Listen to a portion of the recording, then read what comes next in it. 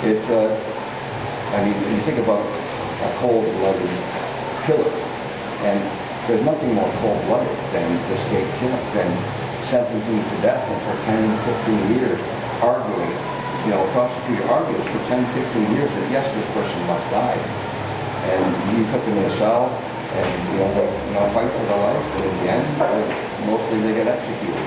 And that to me is the most cold-blooded thing I've ever heard of. I mean, I can even almost understand people getting driven to acts of extreme violence out of emotion, because they're not of sound mind. They lose themselves. But governments do not lose themselves. This is a clear, conscious decision to kill. And I think for that reason alone, we should be rethinking the whole death penalty system in 5 years.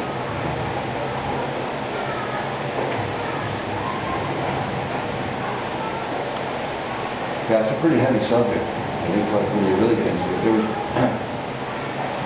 a time when I did, I got up every morning and there was a number of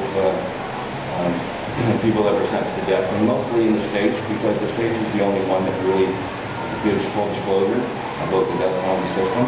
And I did like kind of a death watch, because I really wanted to, once I started to read about the cases, and most of the cases that are really in the news are the ones that there's something wrong.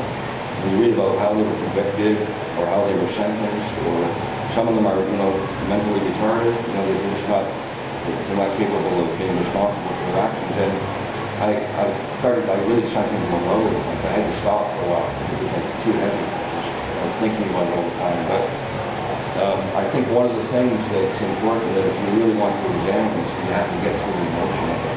You have to get past the initial knee-jerk emotional response to should we kill, should we not kill, and to think every time someone asks you, is the death penalty, should we have the death penalty? And the first thing that pops in your head, if someone killed my sister, my brother, my mother, my father, yeah, we should have the death penalty.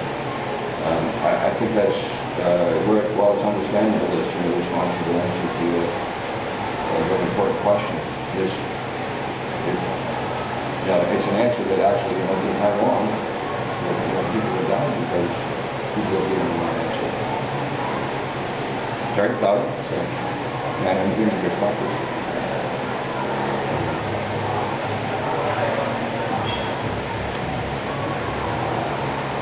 And I guess from a personal standpoint, I mean the right to life is something to me I think is it's inherent. It doesn't have it's above any individual. It's above government. It's above us all. It's something it's like the argument that you didn't give me life, you can't take it away. And I think regardless of what an individual does, how he offends another person, no one has the right to take his life. And I think once we start curtailing these rights, and we have, then there's evidence that it just leads to more curtailing of rights, and then it becomes, a lot of cases, it becomes a fear tool.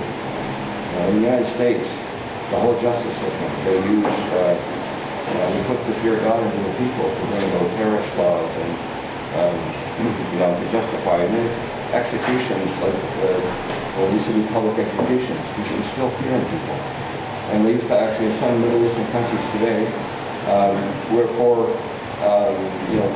crimes against God, you're stoned to death. And you're forced, the community is forced to pick up a stone and actually take part in the execution. And this sort of like medieval thinking, it's just like, it's out of this world. I can't believe it still goes on. But today, the most popular method of execution is lethal injection. And the sort of the history of this method is the thinking behind it, well, we need to find a humane way to execute.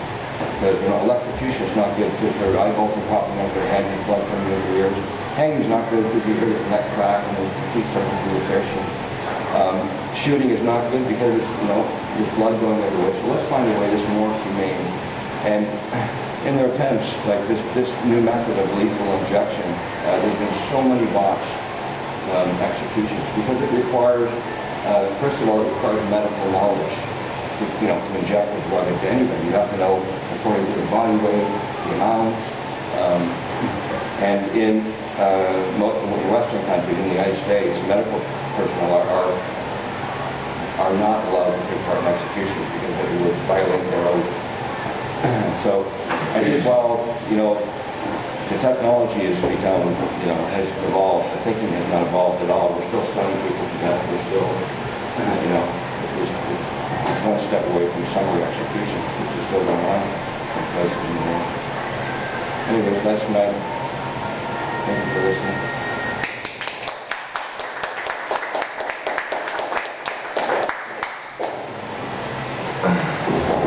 Okay, I'll go first.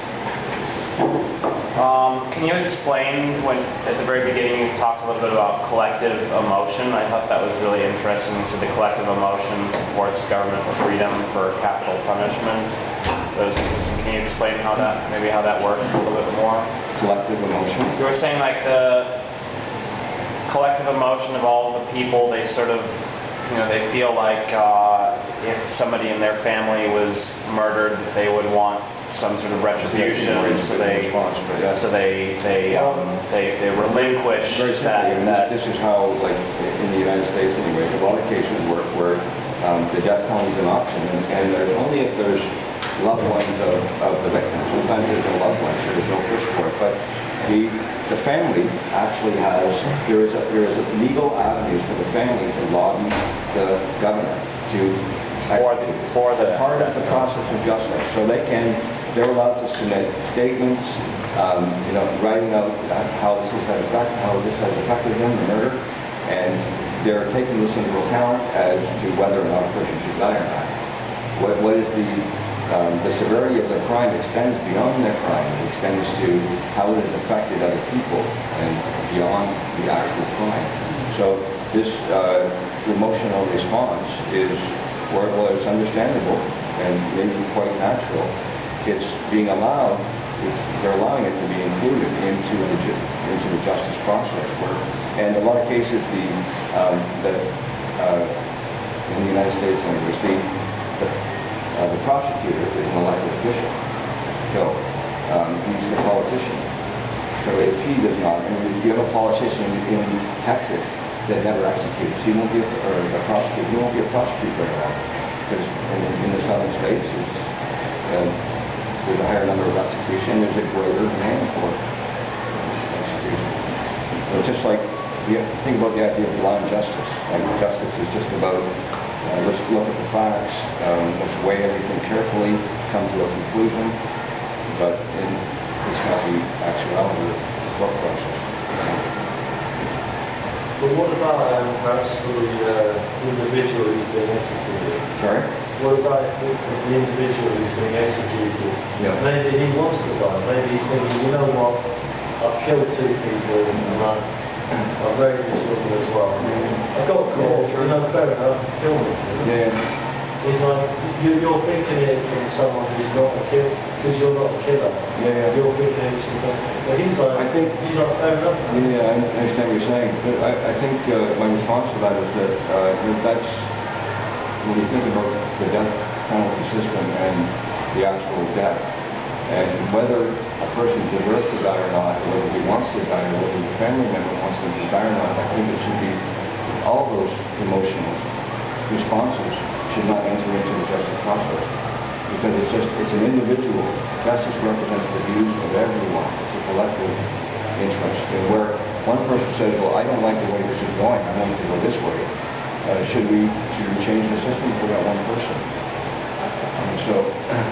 And every case is different, but the thing that remains the same is the system, and the system is what is failing us. I want to ask you a question. Buddhism talks about reincarnation or a life after this life. Do you think the bad penalty would that people to come back to Earth again? Well, if there is reincarnation, probably they pay their dues, and they probably come back in a very good way in the next life. So yes. Sure. Sure. I think, if there is reincarnation and someone has been executed, I think they paid the dues. Whatever karma bad karma that they